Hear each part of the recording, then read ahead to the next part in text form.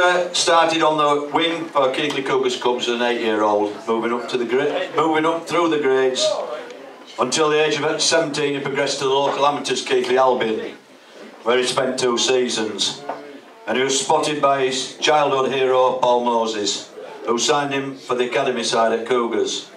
When Barry Eaton came to the club, Buster made his first team debut, thinking that he could play just 1 game for the Cougars, he could stay there, and he had made it. Now approaching 200 games for the club and well past the 100 points mark.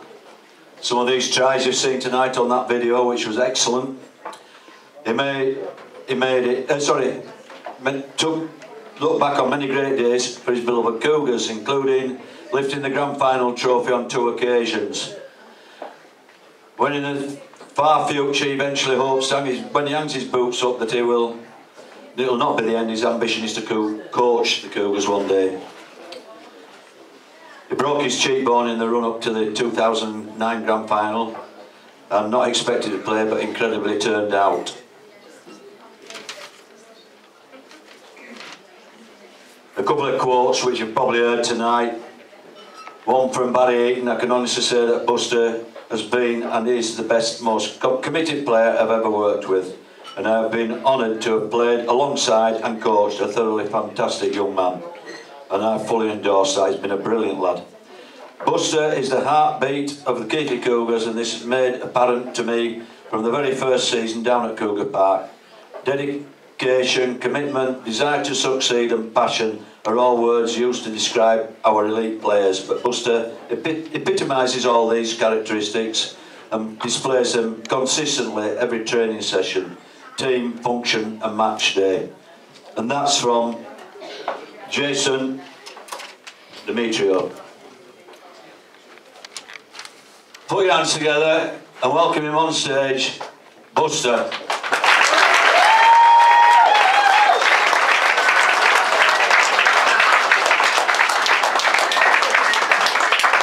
Thank you. Testing. Don't have the work down here. Right, my personal opinion, first of all, you are, Buster, a credit to the game of rugby league. You're a credit to Keighley Town as a town. You're a credit to Keighley Cougars. In the 10 years you've been down there, you're a credit to your family, and fully 100% loyalty and commitment to this club. And that's my personal opinion of you. Thanks very much. Thank you. Thanks very much. Right, first question. Oh, just before we start, just going back to this testimonial brochure that they've produced, there's a printing error, and I think you need to just rectify this, because some of the committee are threatening to resign. You've put in there that your favourite team is Leeds United. Now, I'm sorry, but you're going to have to transfer your allegiance over there to Burnley. Actually, last game I went to watch Leeds versus Burnley, actually. That was the last game I went to watch. And did you get arrested? And I was absolutely heartbroken because they beat us as well. Just put it up a bit closer. Sorry. Right. Not good at this bit. Play rugby, but talking. Right, first question, and I'm going to throw it open to the floor, but I've got a few here just to get things rolling. Who, in your 10 years down at the club here, you think has had the biggest influence on your playing career? The biggest influence on my playing career? Oh, God. 2 or 3 people if you want. There's a few people, yeah. Jason Ramshaw came into school and took us for a training session once, and as I really loved rugby league and really wanted to play, being coached by him was unbelievable, and I thought I'd love to kind of fill his boots, you know what I mean? But people have big dreams and want to go play Super League and all that, and I did. Of course I did as a kid. Anybody would want to, and if the opportunity did come, I'd love to have gone. But as soon as I played out there, I loved every minute of it. And when I first got the opportunity, and being coached by Rami, like when he just came to school, they were brilliant. They had a massive influence on my career. Then so did Paul Moses. Watching him, I think my dad said he was my favourite player as a kid. He used to say, I want to be like that small one out there. I've grown a bit too big, I think. But, well, you can talk down to him now, can't you? Yeah, that's right.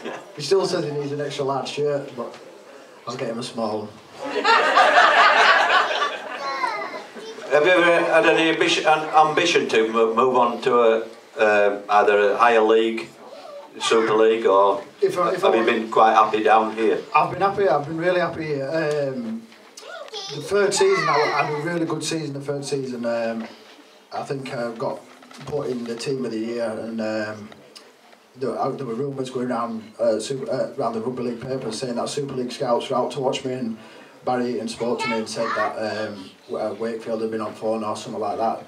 And like, I went home and I told my mum and dad, and they were like, I got a bit excited about it when I saw like they were saying scouts were watching me. But straight away, Barry offered me a 2-year deal about 2 weeks after that, and I signed it straight away. Like, you know what I mean? I'll stay here. Just to stay here, yeah. As soon as he offered me that deal, I signed it straight away. I don't know whether I'd have scared any clubs off or out, but as soon as he offered me that 2-year deal, I just signed it straight away anyway. What do you... Keighley and the Cobras have got to 2 grand finals at the level they were in, and what would you consider those the pinnacle of your playing career? Oh yeah, massively. And captain as well. Oh, captain as well. The second one especially, because the first one, the occasion kind of, I didn't feel the occasion as much because I was too worried about my cheekbone, because I played 3 weeks after I had an operation and shouldn't have really played, so I was really worried about that, and I started on bench. And Jonesy took captain duties off me, which I hated him for that. But I got to like captain the side in the second one, and started, and then I scored. So that's definitely like the highlight of my career, that one. Oh, great, that's fabulous. I mean, getting to 2 finals is a great achievement to the club, isn't it? Oh, massive achievement, massive achievement. A lot of players can play 12, 15 years in their career and never play in a final, but to play in 2 is like unbelievable achievement. Not for me, for the club as well, you know. Yeah, great, great.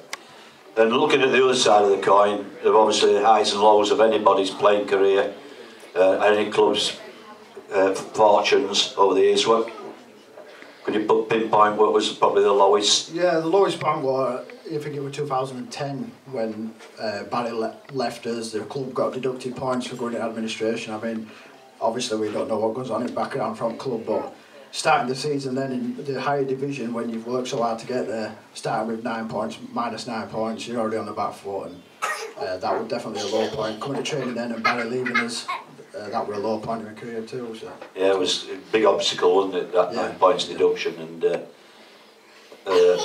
well, the mountain we were never going to climb really. Yeah. But can you read that, Dave?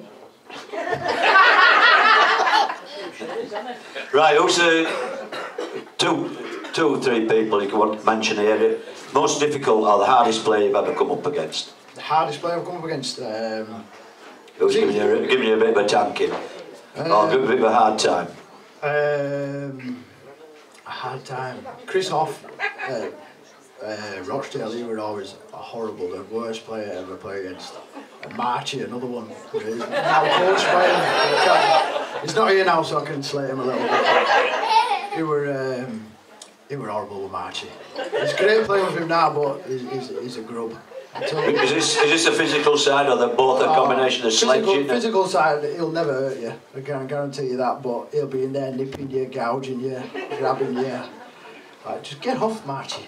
You know, let the only game. But he's also a great player and smart, because he'd get you drawn into wanting to fight with him, and then he'd go off and set up 3 tries. You know what I mean? And he's a clever footballer that way. Those are the players that the other players consider the greatest players. That's right. They're ones who get mentioned after the game. Yeah, niggling you, getting you to play the game that you don't want to play. That's right. And then they go and play rugby. That's right. And you're running around like headless chicken trying to get your revenge. Exactly. Yeah. I know it's 10 years ago, but can you feel how you felt when you first signed for the Cougars? Oh, it was static. I couldn't believe it. I went home and told my old man, like, I think actually my dad knew I was getting signed before me. Paul Moses must have like tipped up my dad, like, I might have been getting signed and stuff, and I was over the moon, you know, because it was my dream. I didn't want to win X Factor or you know. Right, can you sing? I can't sing. I'm not wearing sing. It's terrible. And But I really wanted to play down here. I think nearly every local lad rugby player who sat down here, my amateur mates who have played, they'll all tell you like when they were kids they'd love to have played as well, you know. I'm just lucky it happened for me. Right, has anybody any questions they'd like to ask Buster? Go on, don't be shy. Or frightened, or whatever. Right, just a minute, love, I'll come across to you. Go on. I would like to know what the love relationship is that you have with Ronnie Lawton. I take it that's the referee, Ronnie Lawton. A good question for Danny Jones. He seems to love Jonesy more than me. Why is he always picking on you? He's always picking on, especially me and Jonesy. I've kind of calmed down, and so is Jonesy now. I'm not even speaking to him. We've come to a time where you couldn't even say all right to him and he'd want to send you off. He's hard, but to be fair though, the last couple of games we've had, it hasn't been too bad. And we try and keep him on his good side. Me and Jonesy have learnt that now, but he is a pain. It's a no-win situation with them, isn't it? It is, yeah. They think they're God's gift to everybody. Don't be sending this video out, Mike. Edit that. Leave that on cutting room floor just in case you see that. Hey, don't be sending this to Rugby Football League, you. Anybody else like to ask a question? Come on, don't be frightened or shy. Anybody? Yeah, just a minute. Hi, Gary.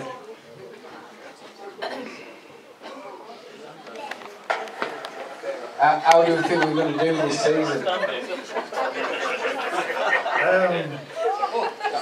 think we're going to go all right. We've played some really tough teams. We're under no illusions. We've changed the total way that we've played since March has took over, and the structure of what he's playing is a structure what will win games and can win your cup trophies. But at the moment, you know, we've been playing Featherstone and Lee. We did play Swinton and Whitehaven and we slipped up there. Their games we should have won, and we're definitely batting below par. But the new system we've got, we are settling in now. We played against Leigh home and fans were coming up to me. Even though we lost, we're saying how much of an improvement we had, and we look sharp, we look better. And I can guarantee as we're settling in more and more, and these cast lads are coming in and giving us a great hand as well, we'll definitely start picking up some good wins starting this weekend, hopefully. Well, not hopefully, I can guarantee we'll do this weekend. I thought that was a great first half against Leigh. Yeah. Did really well. And I think the problems, and Gary, you'll appreciate this probably as well, the problems with this league now is this dual registration. It's